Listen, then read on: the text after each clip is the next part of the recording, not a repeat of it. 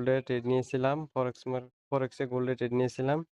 দেখেন ওভারঅল এখানে আমার 280+ ডলার প্রফিট রানিং চলতেছে।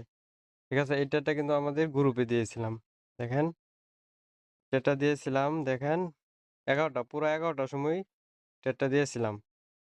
আপনার এন্ট্রি পয়েন্ট ছিল ৪৬৭৭ এ, টিপি ছিল আপনার ৪৬৯৪, এসএল ছিল ৪০০০ ছয় ৪৬৬৬ এ।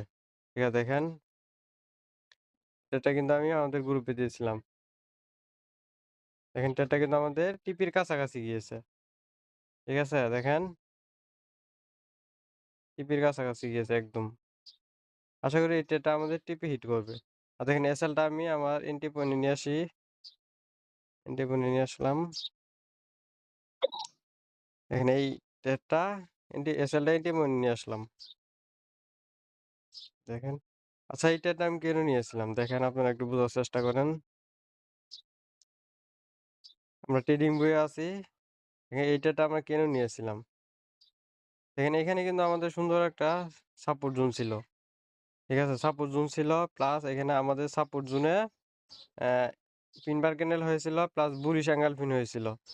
বুলিশ এঙ্গেলফিন হয়েছিল প্লাস এখানে আমাদের যে বুলিশ এঙ্গেলফিন ক্যান্ডেলের যে পিন বার ক্যান্ডেল আর বুলিশ এঙ্গেলফিনের ২ টা ক্যান্ডেলের যে ভলিউম দেখেন বাই ভলিউম। প্লাস দেখেন এখানেও ভলিউম ডেল্টা, এখানেও বাই ভলিউম। এটা আমাদের ১৫ মিনিট টাইম ফ্রেম। ঠিক আছে? যেহেতু আমাদের ১৫ মিনিট টাইম ফ্রেমে বাই ভলিউম দেখাইতেছে, বুলিশ এঙ্গেলফিন প্লাস পিন বার ক্যান্ডেল ২ টা ক্যান্ডেল স্টিক প্যাটার্ন হয়েছে, বুলিশ ক্যান্ডেল স্টিক প্যাটার্ন হয়েছে, তাহলে অবশ্যই এখানে বায়ার্স স্ট্রং। ঠিক আছে? এইজন্য এখান থেকে আমরা কিন্তু বাই ট্রেড নিয়েছিলাম। আর ট্রেডটা দেখেন আমাদের কিন্তু টিপি হিট করছে। দেখেন আমাদের এই ট্রেডটা কিন্তু টিপি হিট করছে। হিস্টরিতে যাই। দেখেন $৩২৯ আমাদের একটা এন্ট্রিতে প্রফিট হয়েছে ফরেক্সে। ঠিক আছে? এটাই ভাই ফরেক্স। ফরেক্সে ভাই ট্রেডিং এর মজাই অন্যরকম। দেখেন মাত্র মানে এ ০.৫ ঘন্টা হইছে। ০.৫ ঘন্টায় দেখেন আমাদের এই টিপিটা কিন্তু ট্রেডটা কিন্তু টিপি হিট করছে। ঠিক আছে?